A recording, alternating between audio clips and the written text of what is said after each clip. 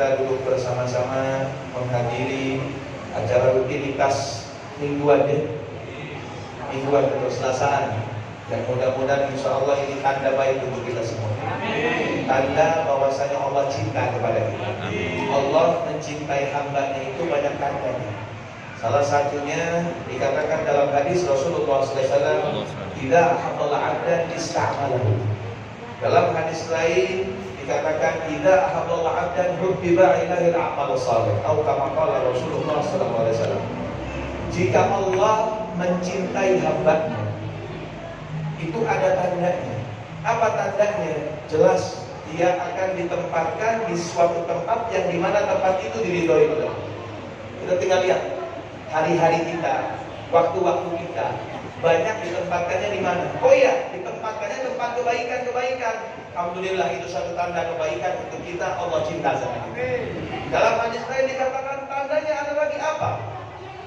Hubbiba ilaihi amalus saleh. Dia akan digiring dan akan dikasihani sama Allah untuk melaksanakan daripada kebaikan-kebaikan. Itu tanda yang baik dari Allah Subhanahu wa ta'ala. Apalagi duduknya kita di sini ini bukan duduk sembarangan. Kita mempunyai hubungan ketika dikatakan kita membacakan manaqib kepada seseorang sosok wali min auliyaillah. Bahkan kita kenal beliau adalah Sultanul Auliya, rajanya para aulia, yaitu Sayyidina Imam Syekh Abdul Qadir Al-Jailani radhiyallahu anhu.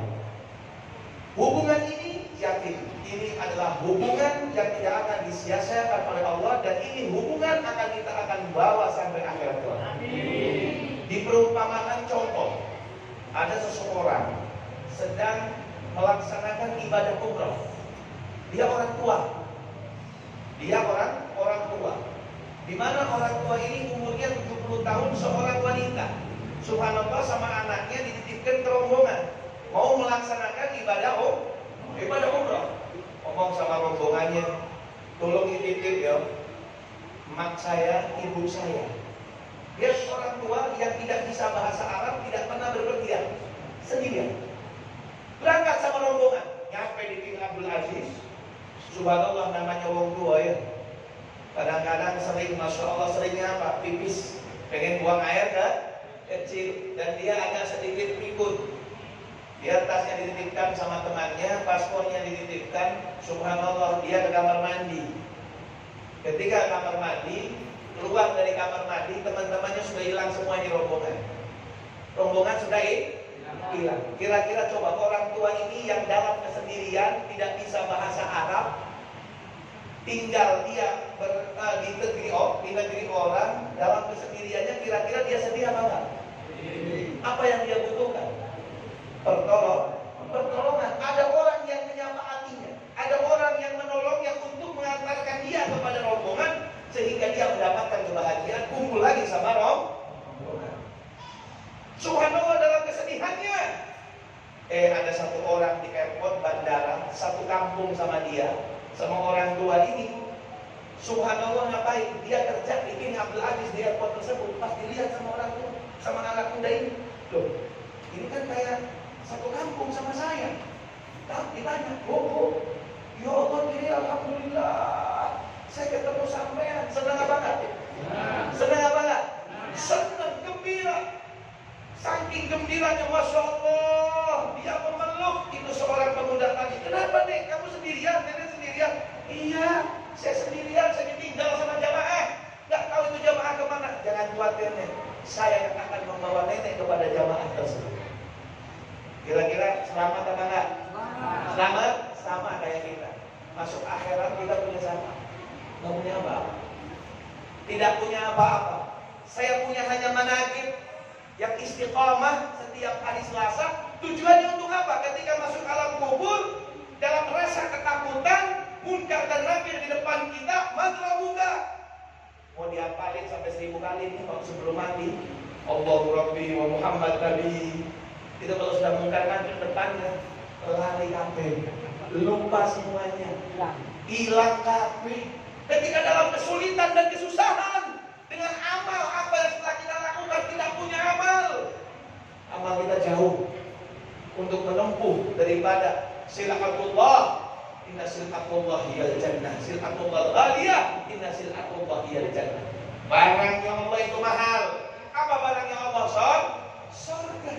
Dengan mahalnya itu apa yang akan kita berikan? Untuk membeli daripada barangnya Allah tak punya apa-apa. Tahajud nggak pernah, betul, jarang-jarang. Sholat subuh kadang-kadang jam 8. Yo, Masya Allah sama Tuhan. Jam takhir, Masya Allah. Ngaji kalau Ramadan kadang-kadang hantam kepaksa ngajinya. Nggak punya apa-apa. Ya udah jalanin aja, cuma punya manajib. Ketika madro buka, si Abdul Qadir Jilani datang, Nunggal Nakir. Ini bahasa saya, ini kawan saya. Dia punya hubungan ketika di dunia istiqamah dengan membacakan manajib. Ini yang dikatakan Imam Syafi'i radhiyallahu anhu, man ittasala faqad wasal. Barang siapa yang mempunyai hubungan, yakin pasti akan sambung dengan orang yang dihubung tersebut. Allahumma shalli ala sayyidina Muhammad. Dikatakan Sultan Aulia, jangan khawatir hadirin. Ini adalah satu kebahagiaan ketika Allah izinkan kita. Alhamdulillah, ini satu keberuntungan. Bahkan dalam riwayat lain dikatakan innahumul qaum la yusbihim jalisuhum. Mereka adalah suatu kaum yang ketika mereka berkumpul menyebut nama Allah, menyebut nama Nabi Muhammad sallallahu alaihi wasallam, itu adalah satu kaum yang tidak akan disia-siakan oleh Allah. Kalimat tidak disia-siakan oleh Allah minimal. Apa minimalnya? Ketika dia bangun dari majlis perkumpulan semacam ini, Allah mengatakan dalam hadis qudsinya, "Qumu, bangunlah kalian. Kalian sudah tidak punya dosa lagi." Allahumma shalli ala sayyidina Muhammad. Sungguh keistimewaan kita dijadikan umat Sayyidina Muhammad. Alhamdulillah. Ini satu kebanggaan. Satu kaum yang tidak akan disia-siakan oleh Allah Subhanahu wa taala. Bahkan perkumpulan semacam ini yang mempunyai hubungan dengan seorang waliullah pernah diceritakan di zaman Al-Habib Ali bin Muhammad Al-Habsyi yang baru saja kita bacakan maulidnya. Itu pernah diceritakan ada seseorang jualan ayam. Jualan apa? Jualan apa? Bukan jualan buah ya. Bukan jualan buah Pak Haji. Jualan ayam mentah, tahu, sudah dipotong. Itu rumahnya di daerah dekat Sewun, ya daerah Ghurfah. Mungkin Pak Haji tahu, pernah ke sana, ada Sewun, ada Ghurfah, ya ada Shibam. Itu dari Ghurfah, dia setiap hari jam 8 pagi itu keliling. Itu zaman dulu, zaman Al-Habib Ali Al-Habsyi, 100 tahun lebih yang lalu. Dia keliling. Subhanallah, di hari itu ayamnya cuma laku satu. Sampai dia keliling gak sadar saking semangatnya untuk dia mencari nafkah, sampai gak sengaja dia itu datang ke kota Sewun. Perjalanan kalau jalan kaki bawa ayam itu, Masya Allah bisa 2 jam sampai 3 jam. 2 jam atau berapa? Kalau pakai mobil mungkin 40 menit atau setengah jam. Tapi ini jalan kaki keliling sampai namanya orang cari cari rezeki ya. Dia bukan orang alim, dia bukan orang ahli majlis, bukan. Pokoknya saya sholat 5 waktu, saya dagang. Saya sholat 5 waktu, saya dagang.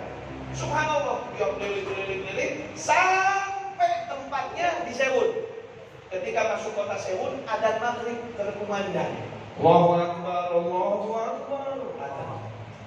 Dia langsung kemana? Ke masjid. Dan nggak tahu. Yang dia hampiri itu masjidnya daripada masjidnya Al-Habib Ali bin Muhammad Al-Habsyi. Dia nggak tahu siapa itu Habib Ali. Dia nggak kenal Habib. Dia nggak kenal. Tidak punya hubungan, nggak tahu. Yang penting saya dagang, totolan. Bisa Jawa ya? Bisa ya? Oh, iya. Sakit ya. Tapi sebenarnya pulau ini masih angin. Karena saya ini campuran ya. Ayah saya itu asli Tegal, Jawanya Medok. Ya, kalau saya sehari-hari di Majalengka bahasanya Sunda. Allahumma shalli ala sayyidina Muhammad. Sampai beliau masuk itu namanya dagangan segitu-gitunya, dia takut. Apa takut hilang, dibawa masuk ke masjid, tapi di pintu, simpan di pintu. Dia sholat, yang mengimami Al-Habib Ali bin Muhammad Al-Habsyi. Dia jadi makmum, Allahu Akbar, sholat. Selesai sholat, dia mundur. Ngaso, apa ngaso bahasa? Istirahat. Dia istirahat. Ketika istirahat, dia biasa ngelamun, mikirin, yopo dibalik. Ya. Mungkin istrinya galak ya. Masya Allah, dia ngelamun, selingkuh. Gak tahu, dia sambil ngaso, sambil istirahat di depan Al-Habib Ali Al-Habsyi sama murid-muridnya dan sebagian jamaah baca maulid yang baru saja kita baca.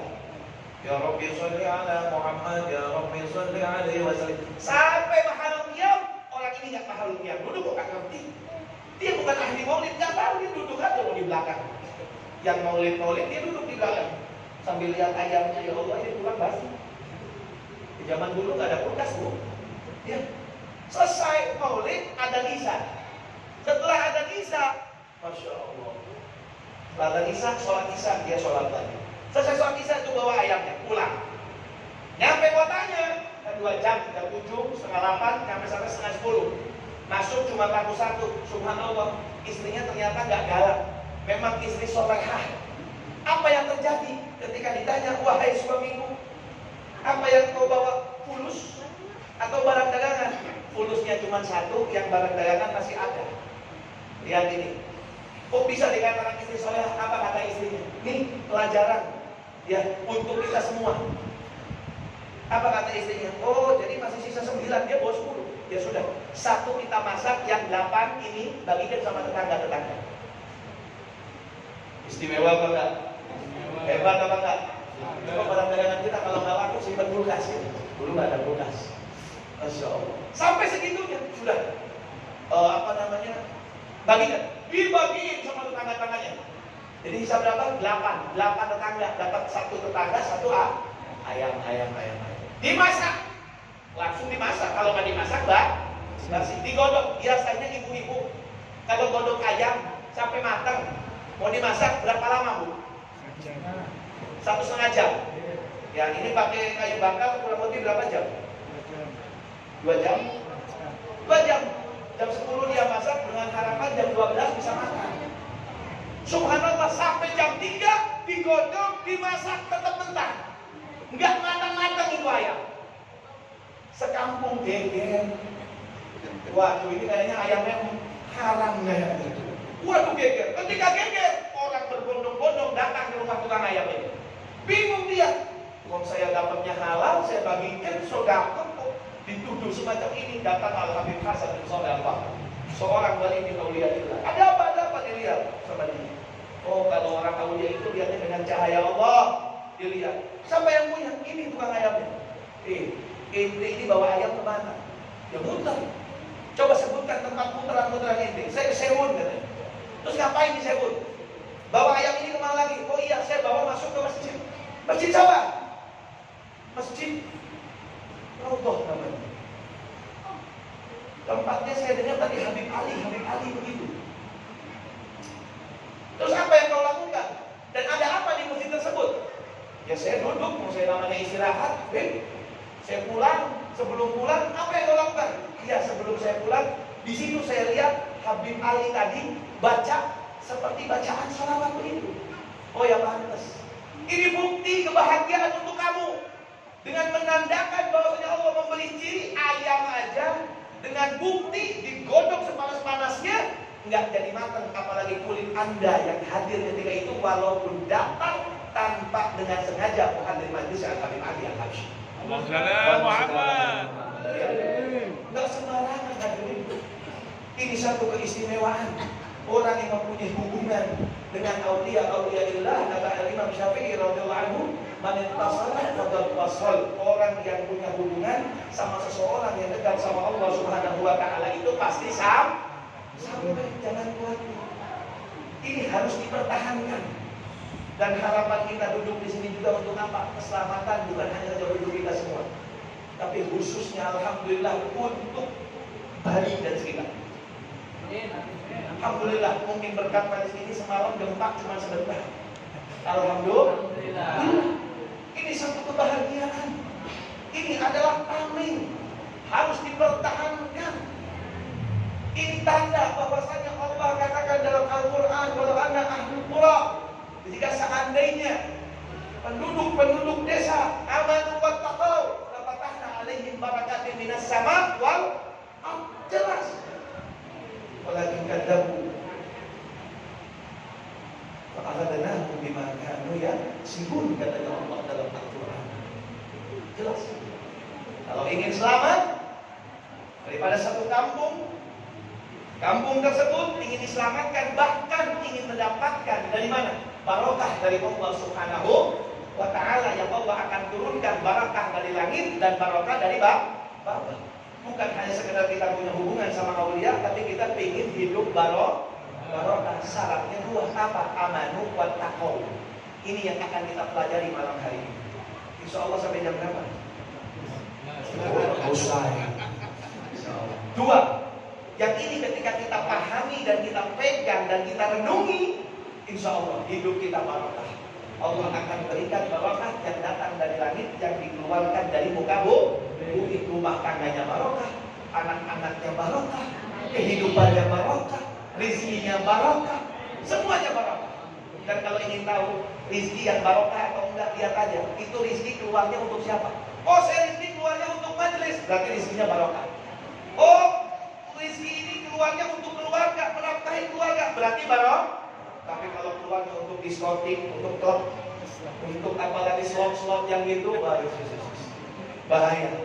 Ya, ini bahaya, nggak barokah. Ya, mudah-mudahan ini harapan kita. Ingin barokah? Dua. Yang pertama, amanu. Dalam Al-Quran mengatakan beriman kepada Allah Subhanahu wa ta'ala. Amanu wa taqwa. Beriman dan bertakwa. Ya. Pakainya wa, bukan au. Bukan pilihan, harus ada dua-duanya. Maksudnya apa? Ada orang beriman tapi nggak bertakwa. Ada orang beriman tapi tidak ada nggak? Ya. Ada. Lihat ya, maaf yang lagi maksiat atau maaf istri-istri yang lagi berontak sama suaminya, ada nggak gitu? Jadi suci nggak ada. Ya nggak ada. Ya ada. Alhamdulillah ya. Yang suami-suaminya yang tidak bertanggung jawab, ya. Mereka beriman, tanya iman sama Allah, tapi takwa enggak? Nah iya, lihat perilakunya. Jadi ini duanya harus hadir, duanya harus ada. Alhamdulillah, berimannya insya Allah orang-orang muslimin mereka semuanya beriman. Tapi tinggal kita pelajari bagaimana menjadi seseorang yang bertakwa kepada Allah Subhanahu wa ta'ala, bukan hanya saja untuk diri kita, tapi untuk sesuatu yang Allah akan minta pertanggungjawabannya di akhir. Termasuk anak-anak ini, termasuk istri-istri kita, termasuk semua sesuatu seseorang yang akan diminta tanggung jawab. Ya kullukum ra'in wa kullukum mas'ulun an ra'iyatihi, kata Nabi Muhammad sallallahu alaihi wasallam. Ini yang akan kita bahas, takwa. Bahkan takwa ini setiap minggu diingatkan dalam khotbah Jumat. Betul, wasiat ditakwa. Kalau orang khotbah Jumat nggak pakai wasiat ditakwa, nggak sah khotbah Jumatnya. Kalau nggak sah khotbah Jumatnya, nggak sah sholat Jumatnya. Penting. Nah ini kita niatkan dari rumah, selain kita punya hubungan sama aulia Allah dan bonusnya seperti tadi yang diceritakan Al-Habib Adil Kasih, insya Allah jasad kita diharamkan dari api neraka. Bahkan kita istiqomah duduk dan kita melatih, ayo kita renungi, kita ke rumah masing-masing. Sudah belum kita menjadi orang yang bertakwa? Apa sih itu takwa? Kita garis bawahi perkataannya Al-Imam Sayyidina Ali bin Abi Thalib, daripada ilmunya Sayyidina Muhammad SAW. Apa itu? Yang pertama, takwa itu ada 4. Al-khawf minal jalil, wal amal bil tanzil, wal qana'ah bil jalil, wasti'dad li yaumil qiyamah. 4. Kalau 4 ini berkumpul ada pada diri kita, karena kita selamat. Selamat dunia, selamat akhir. Gak bakal kita moyok-moyok sama urusan rezeki, gak bakal. Tenang aja, udah punya 4. Bukan 4 istri, 4 sifat. Ya, jangan salah paham. 4 sifat daripada seseorang yang dikategorikan orang yang bertakwa kepada Gusti Allah. Yang pertama al-khawf minal jalil. Orang kalau dikatakan dia beriman, lihat dia takut nggak sama Allah, mempunyai rasa takut nggak sama Allah. Takut itu dibagi 2. Orang dikategorikan takut ada 2. Apa? Hablum minallah sama hablum. Ada orang yang sholat terus, ngaji terus, tapi sama tetangganya nggak ngomong, nggak tanya, putus silaturahmi, minta tolong leos. Masya Allah, hablum minannasnya nggak ada. Gimana, apa yang terjadi? Bubar. Bubar ini yang dikategorikan orang muflis. Ketika nanti di akhirat fajahu yaumal qiyamah, dia datang di akhirat bawa sholatnya segunung, bawa ngajinya segunung, Masya Allah. Tapi habis semuanya. Dia muflis. Tahu muflis? Muflis itu adalah kalau kata bahasa Indonesia dalam syariatnya, muflis itu orang yang banyak, orang yang miskin. Tapi miskinnya ada definisinya. Apa? Ada miskin yang gagal.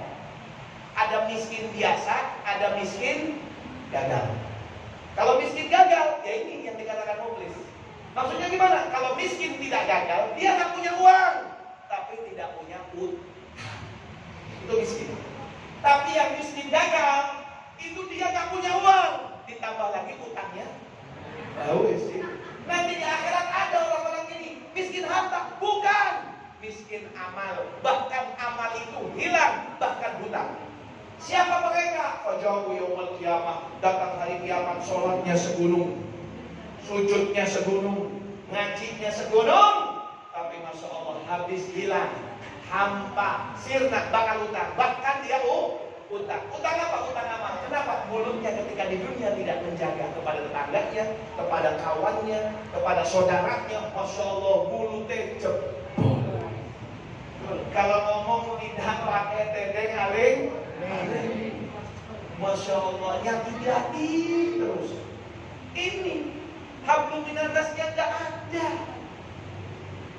Cuman hablum minallah. Nanti di sirat, di akhirat itu sirat jembatan. Itu ada 7 pintu. Dalam riwayat 6 pintu. Yang pertama syahadat, lolos. Sholat, lolos. Zakat, lolos. Puasa, lolos. Naik haji, lolos. Yang terakhir ini tinggal selangkah lagi masuk surga. Masuk neraka nggak jadi. Padahal sholatnya hebat, ibadahnya hebat, ngajinya hebat, zakatnya hebat, puasanya hebat, hajinya pintu.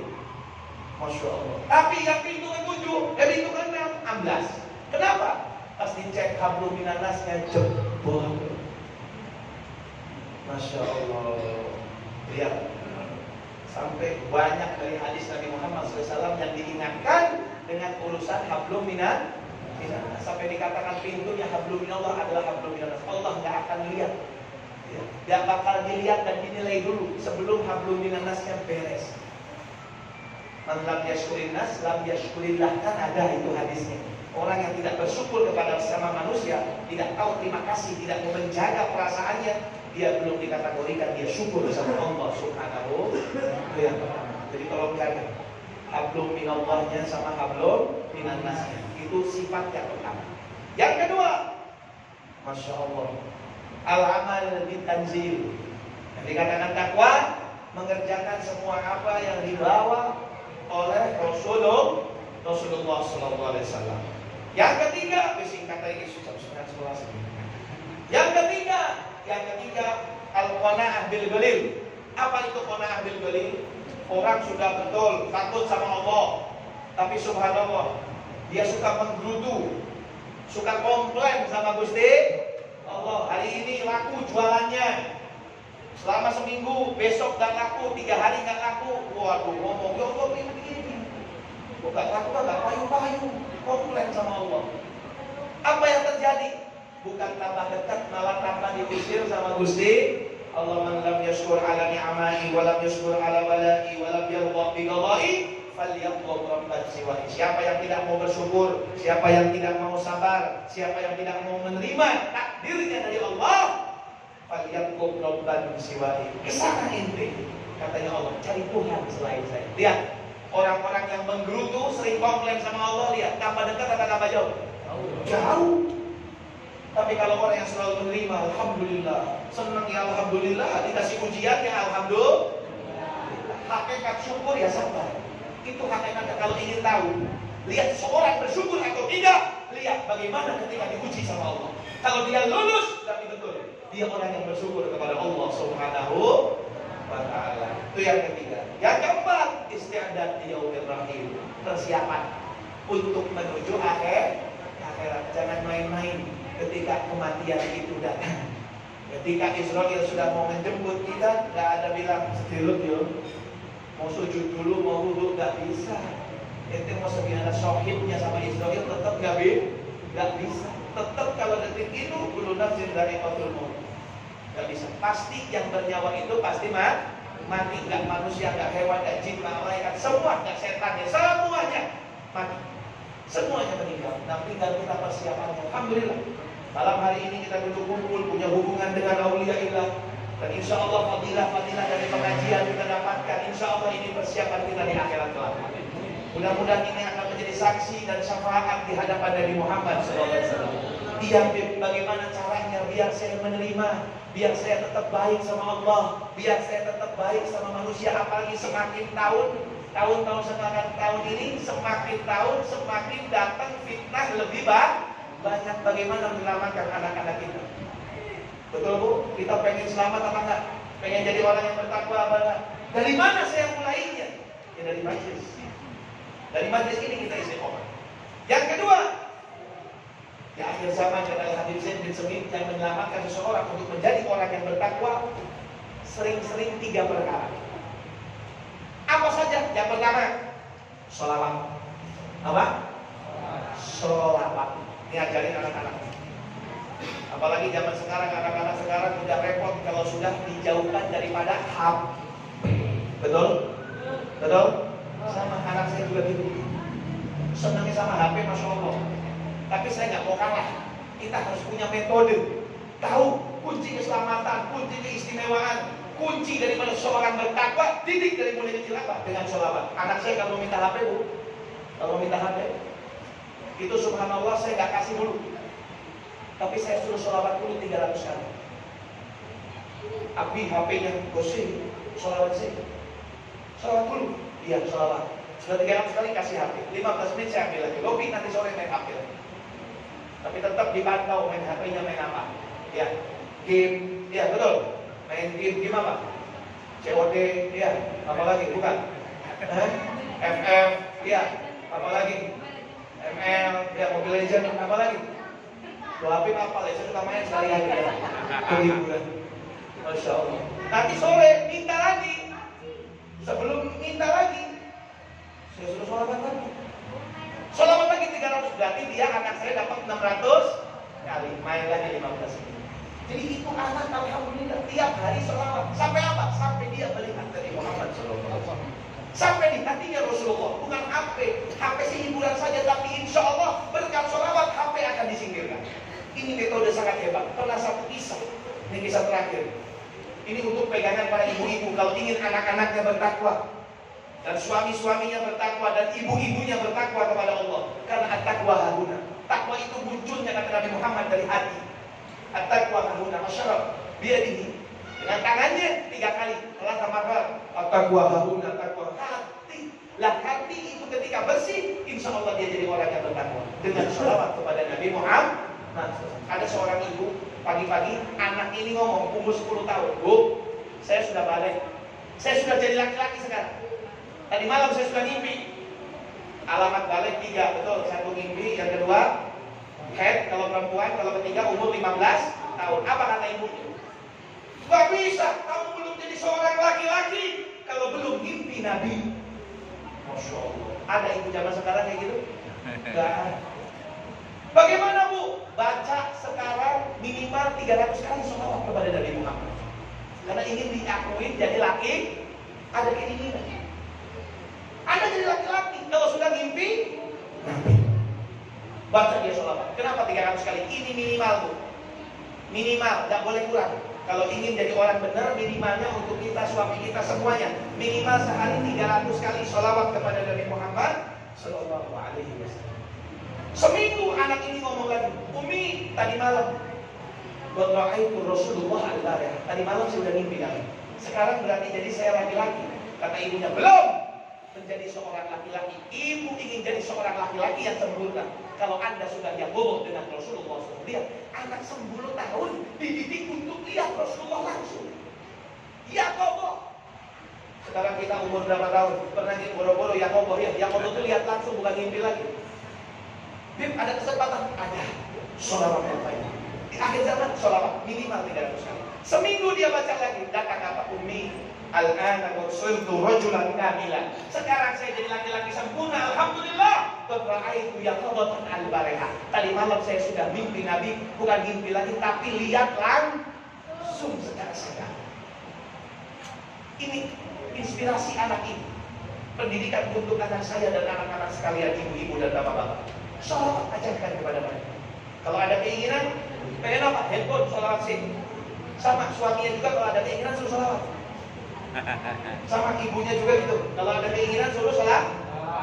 Insya Allah pimpinan. Siapa anak ini? Siapa ketika tumbuh berkat sholawat? Yaitu Sayyidul Imam Syekh Abdul Qadir Jailani. Ini umur 10 tahun sudah lihat langsung Rasulullah Sallallahu Alaihi Wasallam. Insya Allah mudah-mudahan dia manfaat untuk kita. Pertama sholawat. Yang kedua apa? Istighfar. Udah nggak usah dijelasin lagi, udah jam 11:30. Yang terakhir, sholat. Ini insya Allah akan membersihkan hati. Sholawat, istighfar, sholawat. Bersihin hati. Setelah hatinya bersih, insya Allah yang 4 syarat takwa tadi akan ada pada diri kita. Amin ya Rabbal alamin. Mudah-mudahan bisa istiqomah. Kita mempunyai hubungan langsung dengan para aulia-aulia ilah, bahkan dengan Rasulullah Sallallahu Alaihi Wasallam. Mudah-mudahan tidak keluar dari tempat ini kecuali Allah sudah menghapus dosa-dosa kita, sudah mengangkat derajat kita, bahkan kita hadiahkan untuk orang tua kita yang sudah meninggal dunia. Pahala-pahala ini untuk mereka, ampunan ini untuk mereka, sehingga kami dan orang tua kami berkumpul dengan Sayyidul Imam Syekh Abdul Qadir Jailani, dengan para aulia Allah dan dengan Sayyidina Muhammad Sallallahu Alaihi Wasallam. Amin ya Rabbal alamin. Rabbana atina fid dunya hasanah wa fil akhirati hasanah wa qina adzabannar. Wa sallallahu ala sayyidina Muhammadin wa ala alihi wasallam. Alhamdulillahirabbil alamin wa lakum minkum. Wassalamu alaikum warahmatullahi wabarakatuh.